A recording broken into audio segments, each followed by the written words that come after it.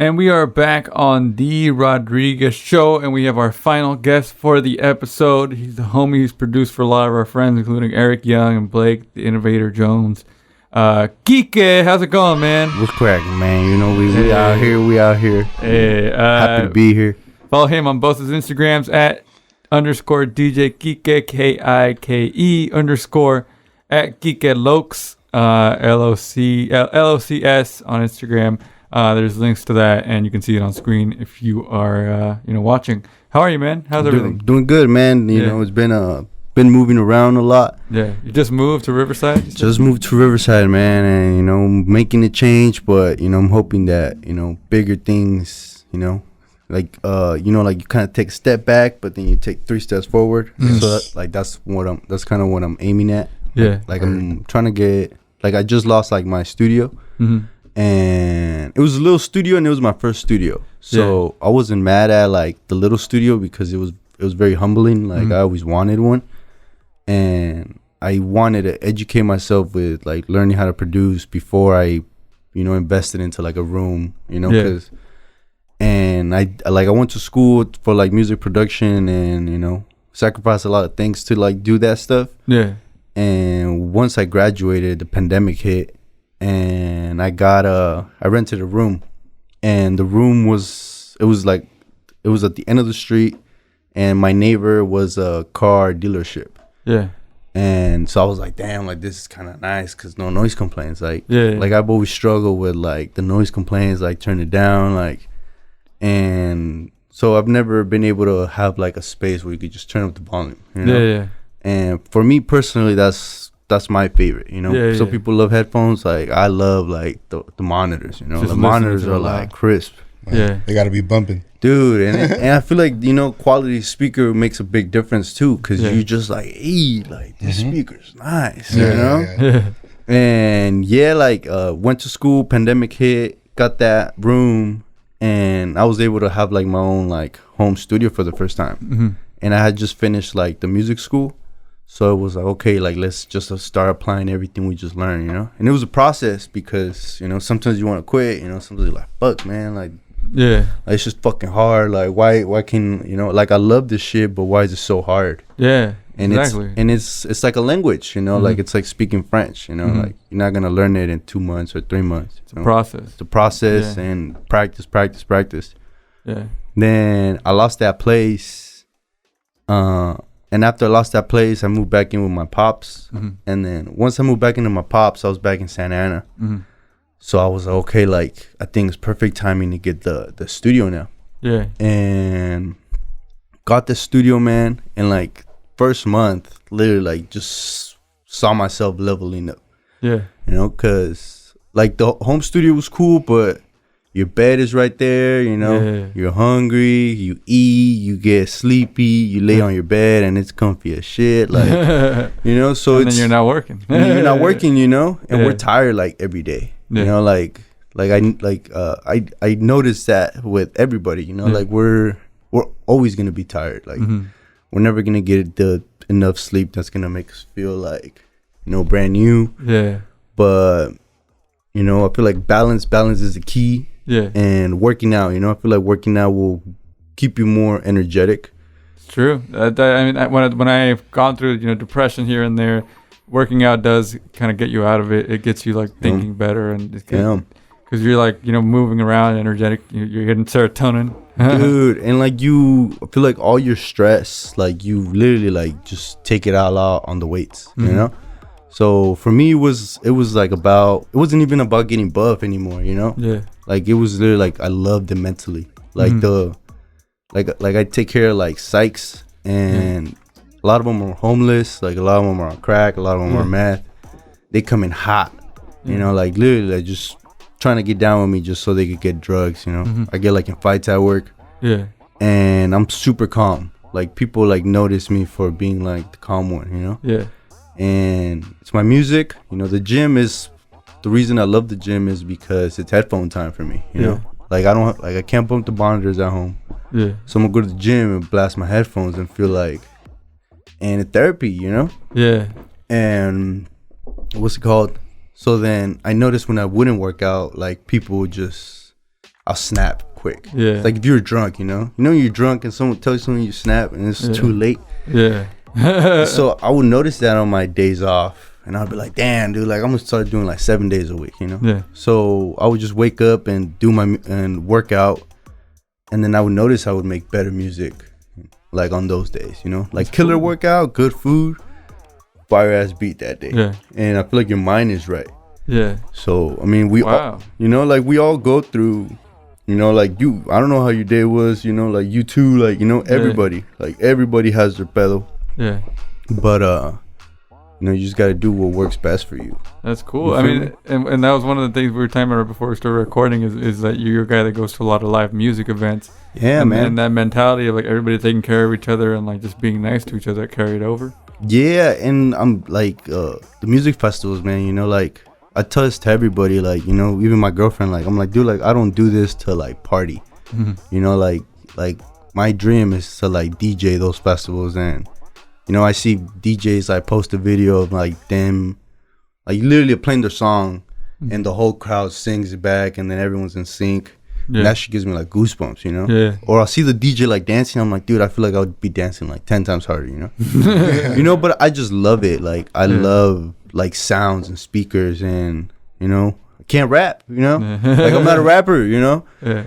And I always wanted to do music, so DJing was like, dude, the job of DJing is like bumping tunes. Yeah. And like that's what I do the most, like on my free time I'm literally headphone in, like driving, headphone in, like. And so how did you learn how to DJ?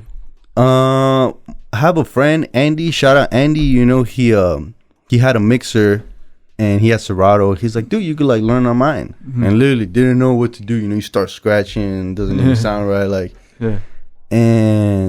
But with time, he had a party one time. He's like, dude, you down to like DJ like this party? I was like, I've like never DJed a party before. Yeah. So I literally like my strategy was just like be myself, play my favorite tunes, and literally I play like 50 Cent and then like Ice Cube and then like Kendrick. Yeah. And the crowd was just, like boom some Tyga. And it was just like good music that makes people excited, makes people move. And like I've always loved it, it always made me move. So like if you give me the aux and I could turn up the volume, like you're gonna be like, you know. And that's the beauty of like sound, like the science. Yeah, it's just fun to create that like sequence, or like sometimes you sit there and you're like, all right, this song would sound better than after this song. And it's just so great to it's do like that. its own type of language. I feel, like that's how like you communicate with like the people and show your expression of how you're kind of feeling, or I think that's how it kind of works. Yeah, music is like very, very emotional. Like I feel like emotional music is powerful. Like literally like some like a sad ass melody. Like you're watching a movie, and it's not like you're saying. It's not just lyrics. It's like the sound itself. It's literally like, cause certain frequencies will make you feel certain things. So like you play a sad melody, like like a movie. Like it's a sad scene. Yeah. And you get sad as fuck, but you don't even pay attention that it's that fucking piano in the background, like just depressed as fuck, and you get all emotional. It all ties together. Yeah, and it's so powerful, And sometimes you can't do anything about it, but like if you're listening, like it's gonna like put you in that mood, Well, and cool. like the music festivals, literally, man, just like best experiences of my life. Like met people all over the world.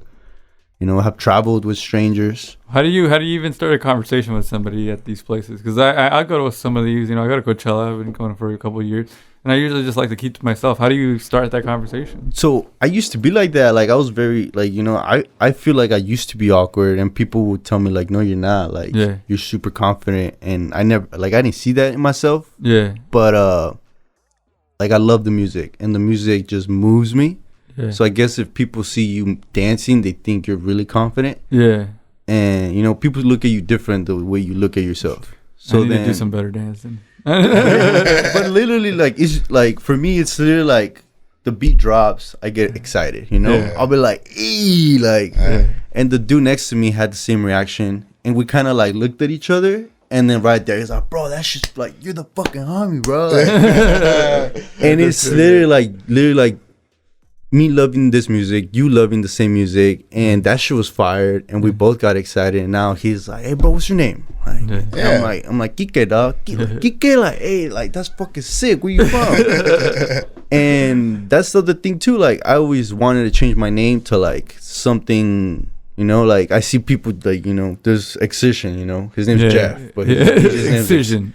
So it's like, you know, I was like, fuck, should I make up like some Transformer name or some shit? And then I paid attention to like me meeting strangers, and I'm like, oh, like, what's your name? Like, Kike. And then like, I'm like, Mexico, it's very popular, you know, but in America, you know, a lot of people are like, what is that? Where you from? Like, are you Hawaiian? Like, it sounds like a really fun, positive name. And that it gives off that vibe, so it works. Yeah, and so I started like kind of like embracing it, and I started noticing that like I have like this energy when I'm like in the music room, you know, like, and I love it, you know, like feel like my love for music is very pure, and it's like my gift, because I can't rap, you know. I always wanted to rap, but it just doesn't. It seems like it's like you say I can't rap. It's like, man, you can. You but maybe put your mind to it. But maybe I just need to unlock that in myself. Yeah. But so how do you when you make a beat now? Like, what's your process like? You said you have a good day, you work out, you eat good food, but when you're there, like, how do you start?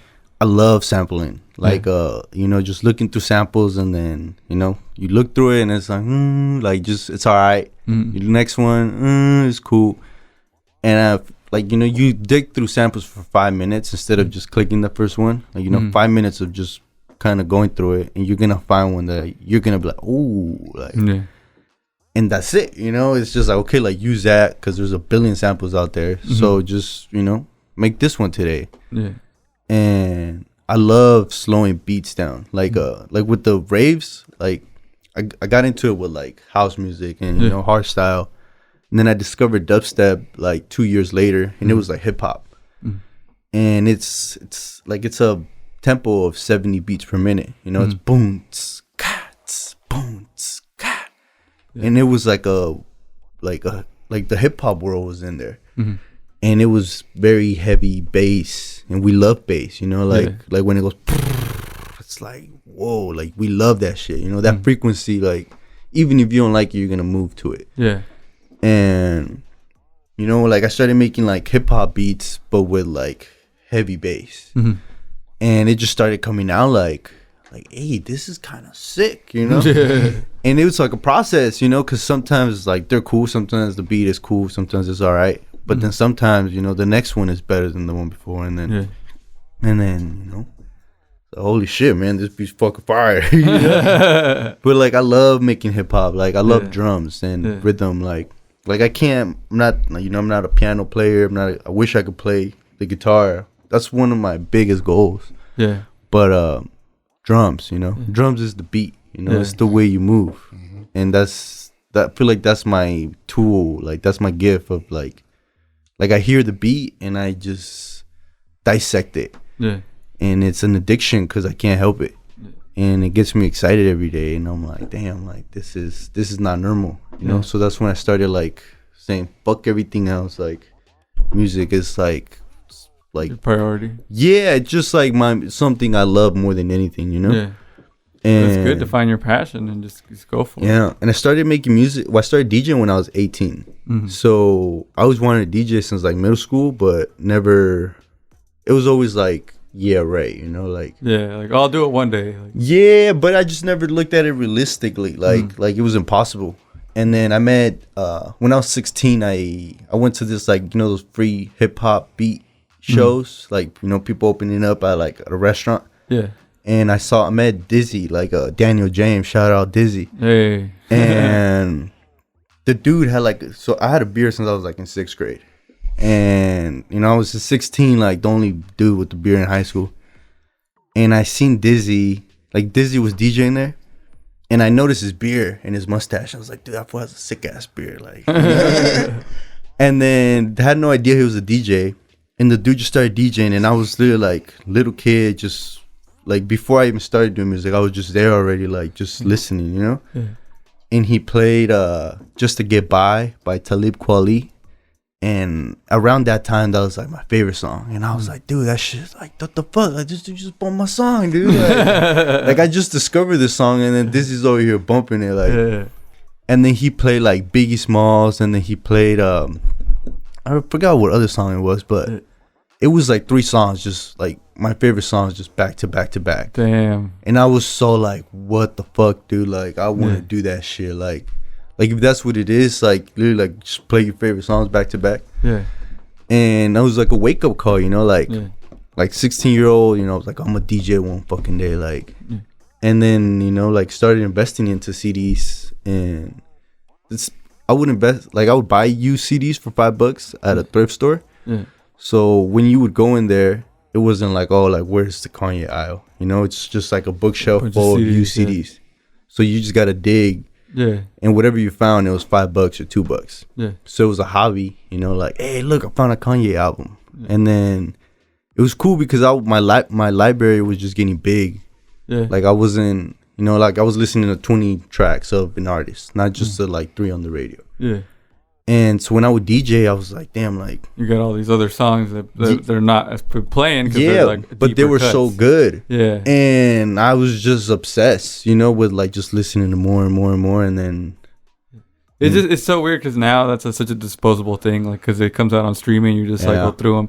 But back in the day, you're like, yeah, no, I'm gonna buy the album and I'm gonna discover all these songs that I can't normally hear anywhere else.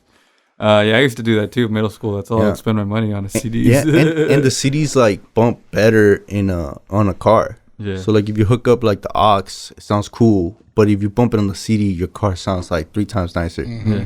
And I noticed, and I was like, damn. Like, but I was just obsessed with like quality sound, you know. Yeah. And then, you know, Christmas came around when I was like 19, and then the monitors were on sale, and I was like, well, I'm gonna buy them one day eventually. Yeah. And I wasn't able to use them, but I was like, fuck it, like, you know, they're on sale right now, so let's save some money. That's tight. Well, now you're producing, you're DJing, you made music with the guys, Eric Young, and how did you meet those guys? So the music school I went to, Dizzy went to that school first. Mm-hmm. And you know, going to music school was always like unrealistic, you know. Mm-hmm. Like I don't got 20 G's to like drop on a private school, like. Yeah. And Dizzy was always like my mentor, because I met him, like started DJing because of him, and then started talking to him, and then he was always super nice to me, you know, like never like pressing me or no, like, you know. Yeah. And it was always super cool because the music industry is not always like that. Yeah. You know, and it, you know, sometimes you learn the hard way, but Dizzy was always just very nice. Mm-hmm. And I love it because I'm super nice too. So he went to that school and he graduated that school, and they were like, hey, I'm throwing him a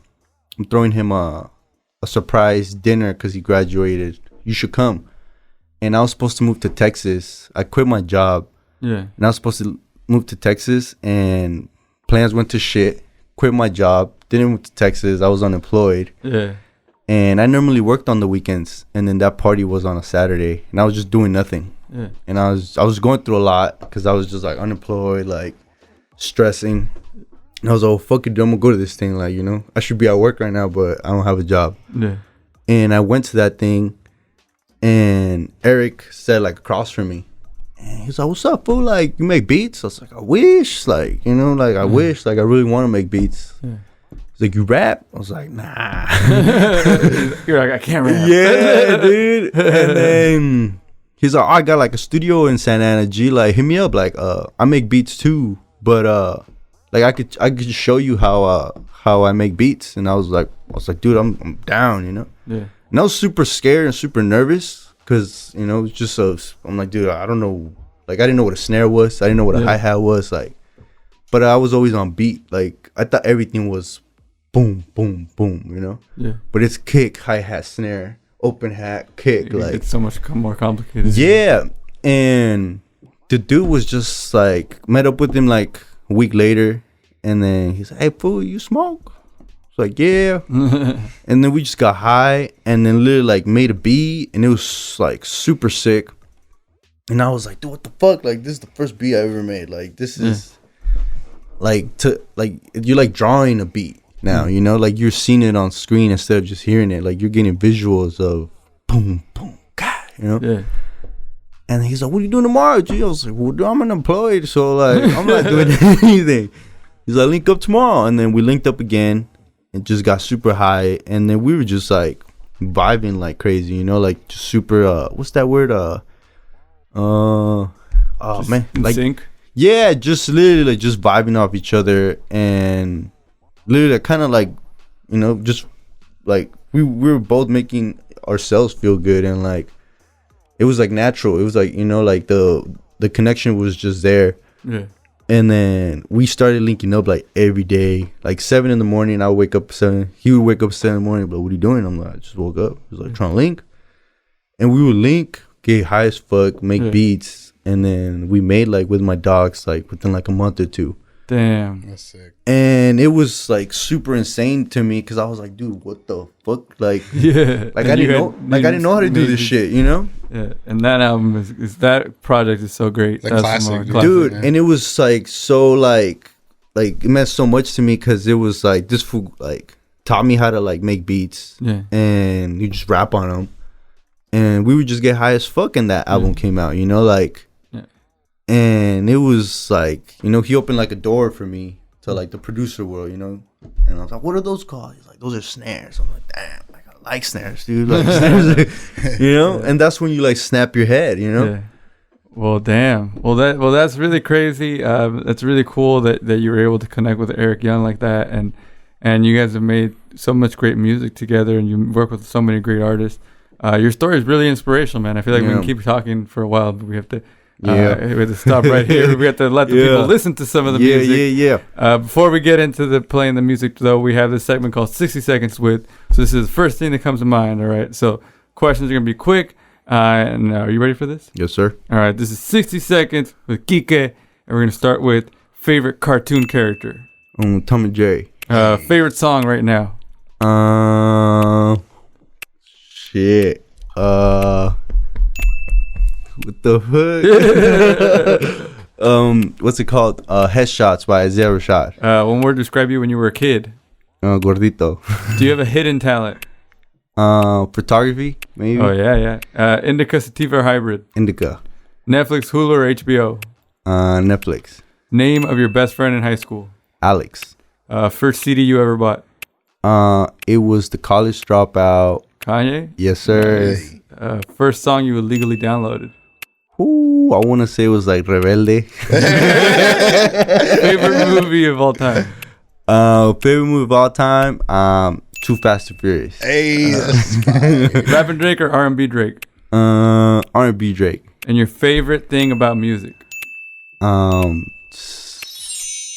Everything, man. You know, like everything. I love it. You know, makes me the happiest. You know, yeah. And like nothing, nobody can surpass my love for music. You know, like I tell it to the honeys. You know, I tell it to my girl. I tell it to everybody. You know, like I don't care what your opinion is or what you have to say. Like you can't change this about me. Yeah. You know. Hey, that was 60 seconds with Kike. A little bit extra, but it was tight. Well, thank you for being here, man. We love your vibes. You're a great guest. Thank you. Come back anytime. We're going to play some of the tracks you sent us to highlight on the show. So it's going to be a little mini mix of your tracks. Thank you, man. Thank you so much. No, thank you guys for having me. You know, it's a... Follow him. Oh, go ahead. I was just a little kid watching you guys, you know. It's my first time, like, doing this, so, you know. Yeah. I normally pull up with the homies. Like, they bring me, and then, you know, this time I was like, damn, dude, like...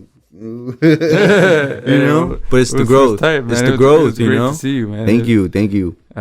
Follow him on Instagram at _DJ Kike_ and his photography page Kikelocs Kikelocs. All right, Mona, we're gonna get into this mix, and thank you. Let's get into it.